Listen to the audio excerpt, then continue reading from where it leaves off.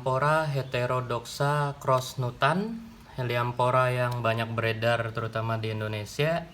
Dia terkenal kuat di lowland, bandel dan sebagainya. Tapi bisa dilihat di sini saking parahnya kelakuan manusia ya bikin global warming.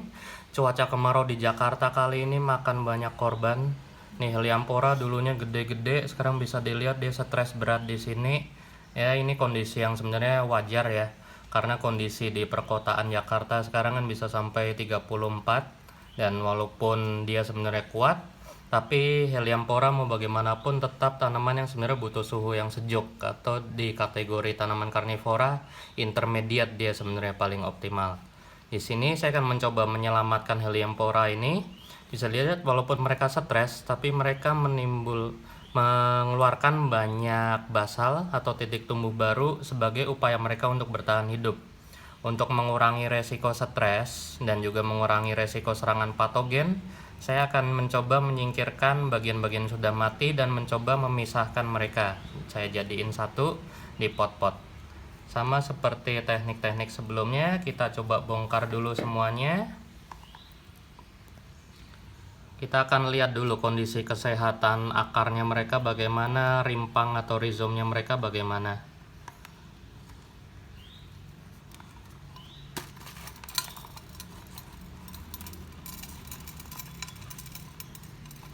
Helianthora ini sebenarnya adalah tafor yang masih cukup banyak yang belum tahu ya bagaimana cara perawatannya dan sebagainya.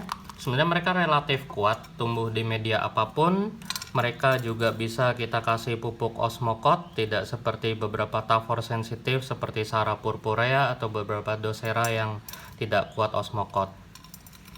Di sini saya menggunakan sebagai media tumbuhnya adalah 80% perlite dengan sedikit cacahan sphagnum moss.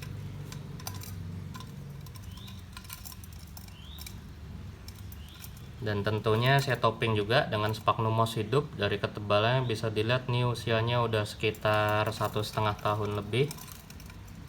Dan ini akar dari Helianthora heterodoxa exnutan. Bisa dilihat akar mereka cukup mirip dengan Sarracenia, lumayan tebal dan akar yang sehat berwarna kuning.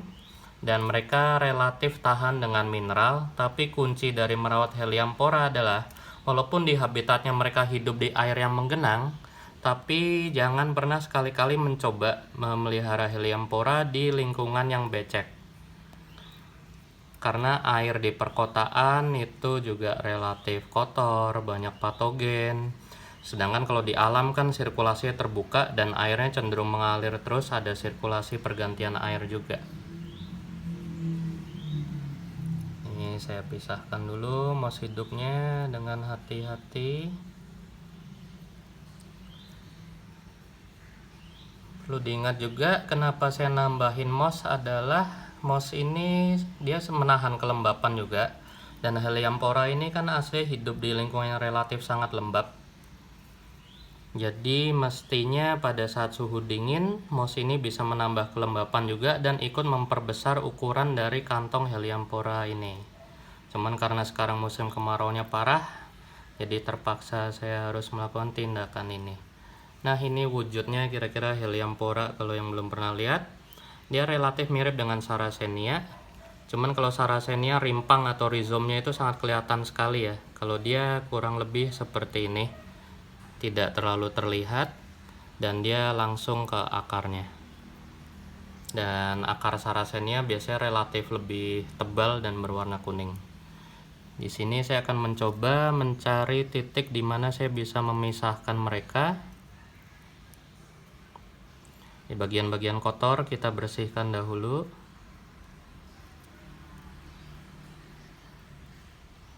Dan perlu diingat pada saat memisahkan Helianthora ini tidak bisa berhasil 100%. Tidak seperti VFT yang kemungkinan gagalnya bisa kita tekan seminimal mungkin. Pada Helianthora ini cukup sensitif pada bagian akarnya. Saya sudah beberapa kali mencoba, misalkan kita memisahkan 5 Helianthora, tetap akan ada yang gagal sekitar 2 atau 3. Tapi mungkin ini juga disebabkan karena lingkungan perkotaan bukanlah lingkungan yang ideal untuk Heliampora. Di sini bisa dilihat titik tumbuhnya sangat banyak ya, ada 1, 2, 3, 4, 5, 6, 7, 8, 9, 10.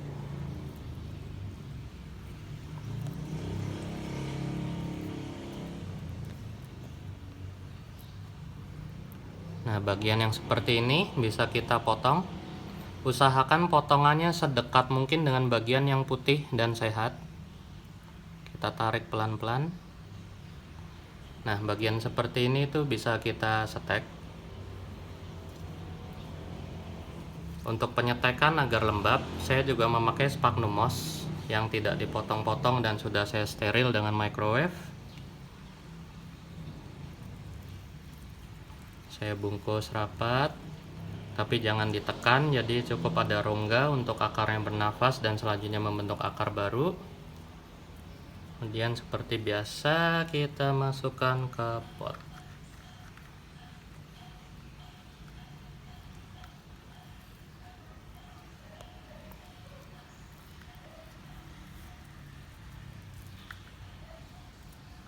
Setelah itu, favorit saya adalah tetap sphagnum moss sebagai topping untuk menjaga kelembapan dan menghindari serangan patogen lainnya. Dibiarkan terhimpit seperti ini tidak apa-apa, asal mendapat pencahayaan baik. Ini adalah contoh dari setekan Heliampora saya yang sudah bertahan selama 2 bulan. Semoga dia bisa terus tumbuh dan menjadi Heliampora yang lebih besar ya.